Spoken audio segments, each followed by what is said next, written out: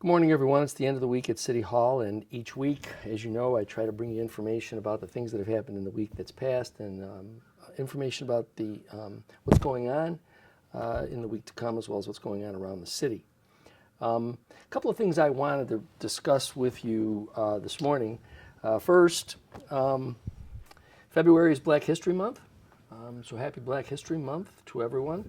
Today is also Groundhog Day, and a little more about that a little later. Niagara Falls, USA has been named to the National Geographic's Best of the World 20 Best Experiences for 2024. You know that we are going to be at the center, one of 13 cities that NASA is going to visit during the eclipse this April. So mark your calendars for April 8th. At 3:18 p.m. on that day, we'll witness one of the best views of the solar eclipse. It won't happen again until the year 2044. If you're in and around the Niagara Falls area, and certainly to our residents here in Niagara Falls, please make sure that you take advantage of this incredible event. The travel website, Fooders, has put the Niagara Falls Underground Railroad Heritage Center on their 9 Black History museums to visit across the United States list. So congratulations to the men and women over at the Underground Railroad Heritage Center. Please, if you haven't stopped in at the center, I'm sure that if you go by there and take a tour, you won't be disappointed. You know, so many people in our community I've heard the conversation in so many places that there's so many folks in Niagara Falls that are on welfare. Well, I want to dispel some of that because, to be honest with you, one of the things that our city needs to do, and one of the things that we're going to work very hard at and hope with your cooperation we're able to achieve it, is that our city, our residents, we need to take a little bit more pride in ourselves. We are here in an area rich in history. We are here in an area that is rich in beautiful natural wonders. And yet, there is all of this sense of negativity. On this issue of welfare, in our community, there are just over 600 people,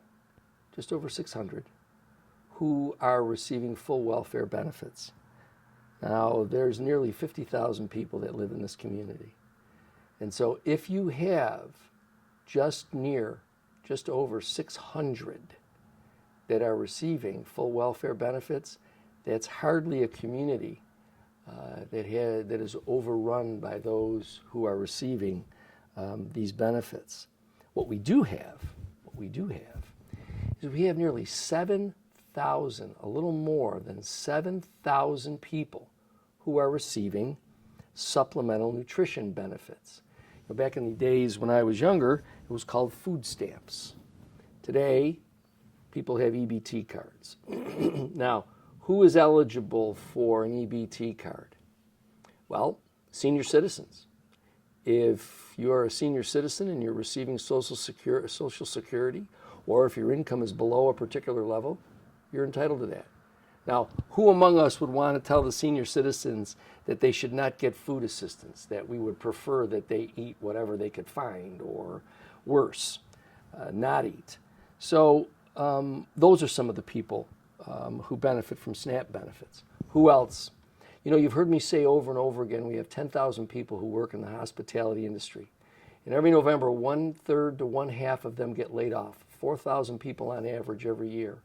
Those seasonal workers, they receive SNAP benefits. Why? Well, they certainly don't make enough money when they're only working 7 months a year.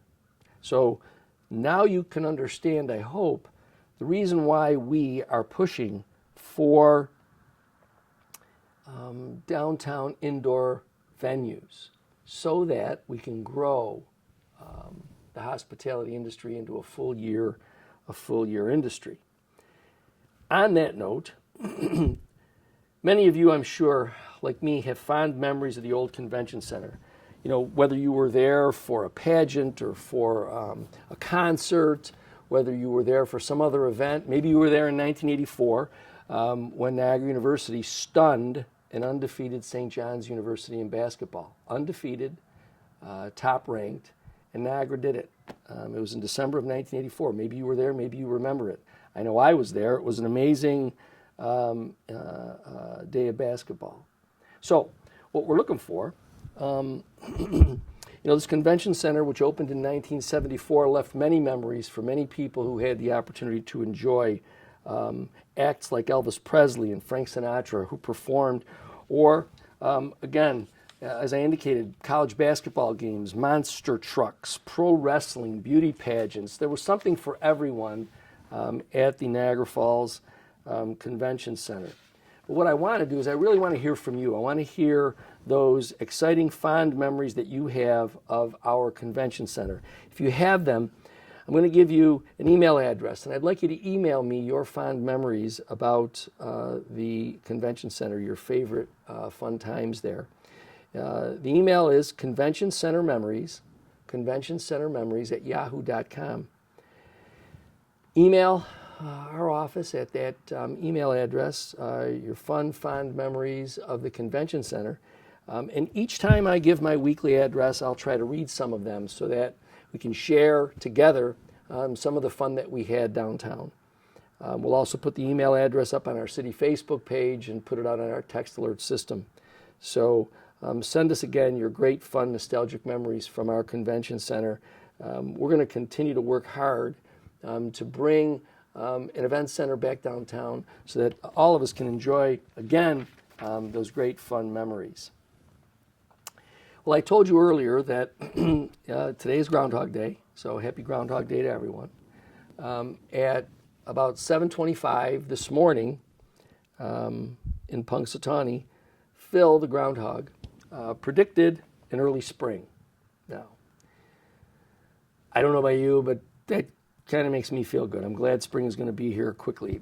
Another few folks who are happy, and I want to comment on them now, former or soon-to-be former Director of Parks and Public Works, John Kinney. He is leaving our employment. He is looking at retirement. I want to thank him for his service to our community, our administration, to the people of the city of Niagara Falls. He has a long career in public service, and so congratulations to him, and we all wish him the best. I also want to welcome our new Director of Parks and Public Works, Anthony Fagan, the current Deputy Director. And I want to welcome to the administration of Parks and Public Works Deputy Director to be Ken Tompkins. I can tell you those three gentlemen, I'm sure, are very happy that spring is predicted to be early. That means less snow, that means less commotion that winter weather can bring. So again, best wishes to Director John Kinney. Best of luck to our new Director Anthony Fagan and Deputy Director Ken Tompkins. I'm sure that they will work very hard to provide good service to the residents of the city of Niagara Falls. Again, please remember, provide your fond memories of the convention center, and we'll put that convention center email list on our Facebook page. You'll get in a text alert. Remember, if you're not on the text alert system, text the word resident to 716-325-5723, and you'll receive information on all the things that are happening. We will soon be putting out the baseball schedule for our Niagara Falls Americans over at Sal Magley Stadium. Please continue to follow the Niagara Falls Buffaloes, our semi-pro hockey team.